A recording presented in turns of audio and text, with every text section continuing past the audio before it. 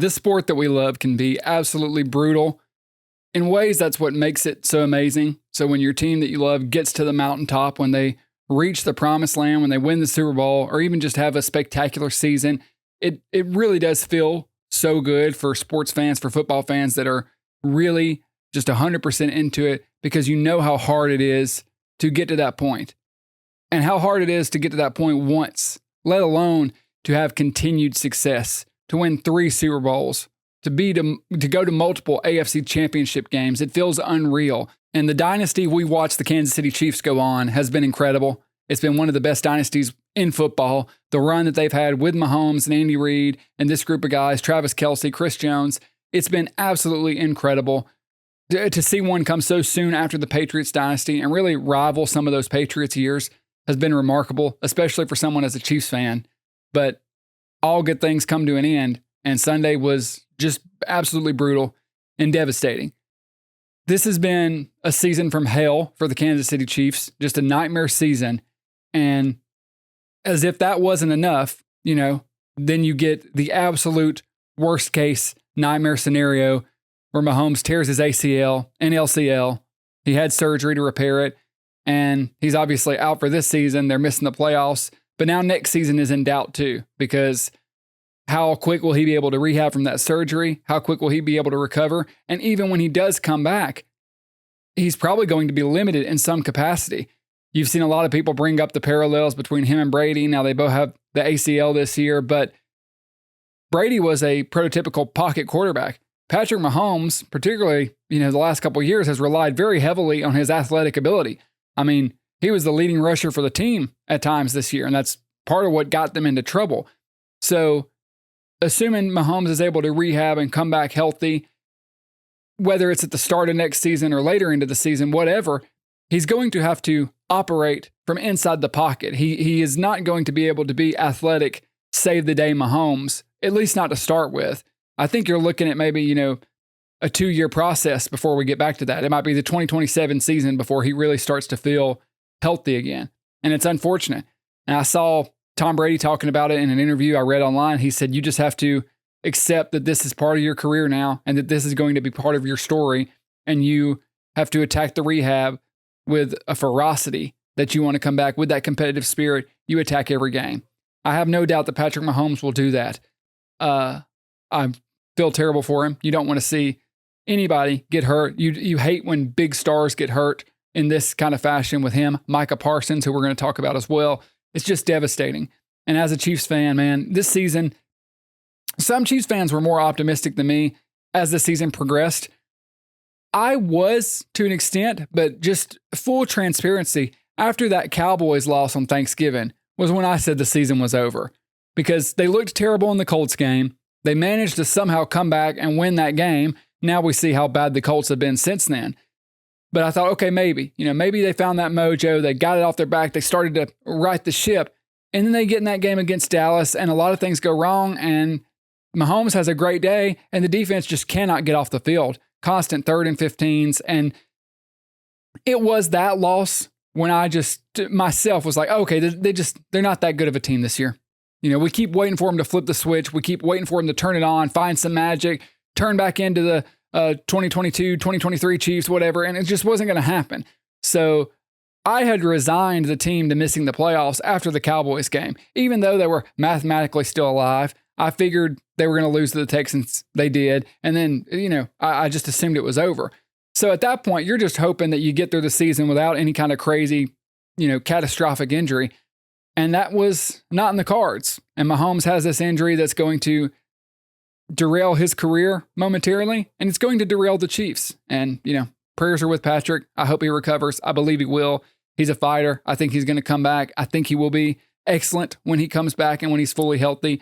If you don't mind, please subscribe to the channel so you never miss out on a video. We're talking the NFL all season long. Back to the video. It's just awful. I hate to see this. The question just becomes the timetable. And I don't want him to rush back and force himself back. The Chiefs have a lot of soul searching to do. And this is a critical point. So if you remember when they traded Tyreek Hill, Funny enough, when me and Ryan were doing this podcast, and I said on this podcast over and over, I said, I think this will be a good thing for Mahomes. I said, because at times I felt like he's been too reliant on Tyreek Hill and, like the memes, Tyreek's down there somewhere, I'll just throw it.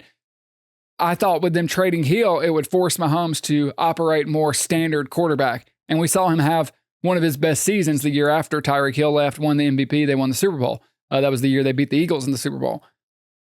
Since then, though, the offense has been kind of at a steady decline. And that, great defense that they had for those couple of years hasn't lasted.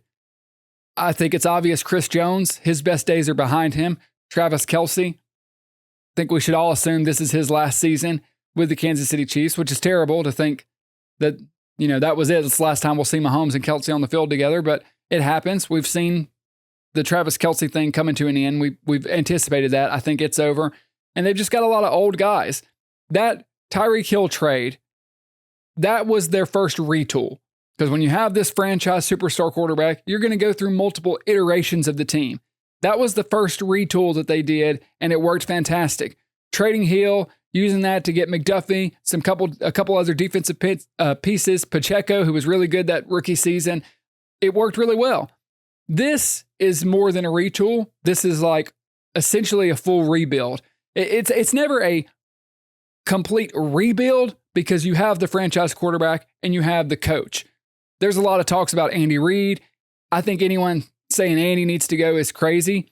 With that said, I do think it's fair criticism to say that Andy's play calling and his scheme is not as impactful and special as it was a couple years ago. I'm not ready to say the games passed him by or anything like that, but I do think they have to do a lot of, like I said, soul searching this offseason. If they come back next year, without Mahomes, however that works, and the scheme still looks pedestrian and outdated, and there seems to be no magic, well, okay, then that's something you can analyze. I tend to think when you constantly are in the AFC Championship game and you're constantly in the Super Bowl, you just aren't forced to really go look in the mirror and analyze what you did wrong and what you can do better. I know that they do that, but I don't think you do that to the same extent when you're making the Super Bowl as you do when you miss the playoffs.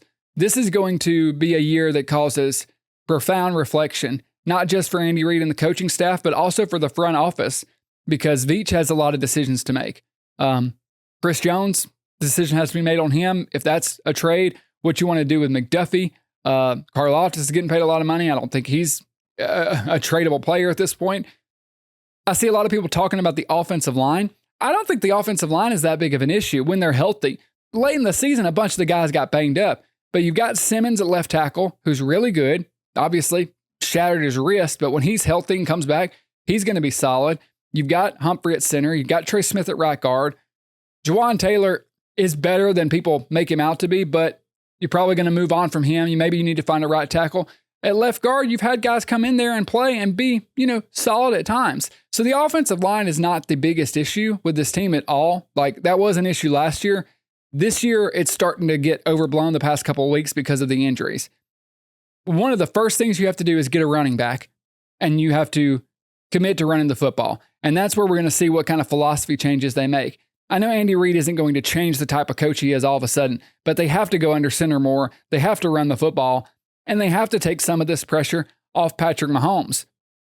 And honestly, you have to operate going into next year under the assumption that you might not have Mahomes for the full year. Or if you do, he might not be up to full health.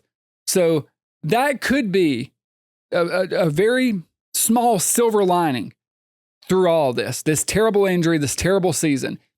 If I'm going to be optimistic, if I'm going to find a silver lining, it might just be that it forces Veach and Andy Reid and the organization to say, hey, we can't just keep putting out subpar roster and ask Mahomes to carry us.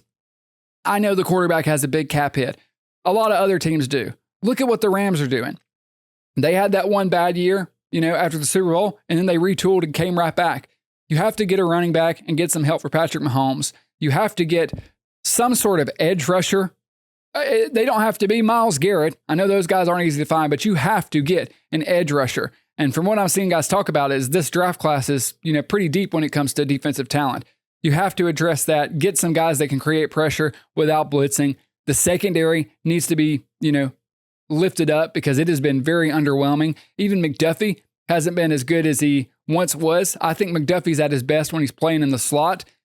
I don't think he wants to do that. They don't seem to want him to do that. They'll have to make a decision on him if you want to sign him or trade him. I don't know what the answer is there. But also, the thing we just have to address is the wide receiver situation. I didn't like when they drafted Xavier Worthy because I don't like the small guys.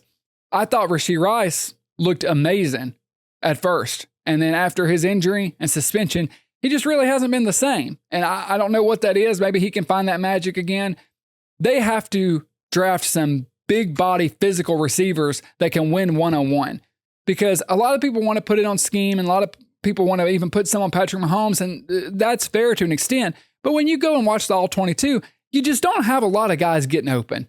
And that can't happen. You have to have one or two guys that can win some matchups. It was really evident in that Dallas game when Pickens and Lamb are just winning these matchups, and the Chiefs just don't have anybody that can do that. It's all about scheme. It's constantly Andy Reid trying to scheme guys open. And maybe Andy has lost a step on that because that used to happen a lot. That's how you get Sky Moore wide open in Super Bowls and stuff. Andy Reid will design plays to scheme one guy open. He's not off, and I'm not saying all the time, but there's not a lot of plays necessarily where you're going progression read. 1, 2, 3. The play is designed to scheme a guy open. Maybe you have an outlet. So that's great when it works, but when that doesn't work and then your guys can't get open off of that, that's a problem. Those are the three big things for me that need to be addressed immediately. In no particular order, but wide receiver, running back, edge, defensive pressure, and then secondary, of course. 4 things, sorry. Those are the 4 big things. I don't know how much you can do in one off season, but they have got their work cut out for them. All the best to Travis Kelce, whatever he decides. It's been a historic run. As far as Mahomes goes, we're praying for him. This is worst case scenario. We hate to see this. You just don't want to see anybody get injured. But I do believe he will come back and he will be stronger and better than ever because that man, he's a competitor. And I do not think he is just going to roll over and let this season define the second half of his career in Kansas City. I don't believe that.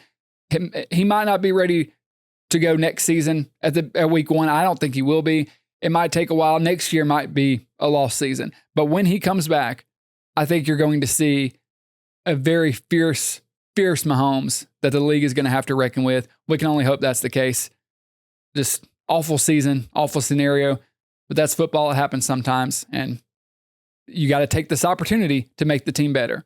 Because in every disaster, in every bad situation, there is an opportunity. There is a silver lining. So you have to find that. You have to run with it. And you have to make this team excellent. So when Mahomes comes back, he's not having to, lift the entire organization. You need to get pieces that can supplement his talent. And that way he can show how talented he really is and get back to those MVP seasons.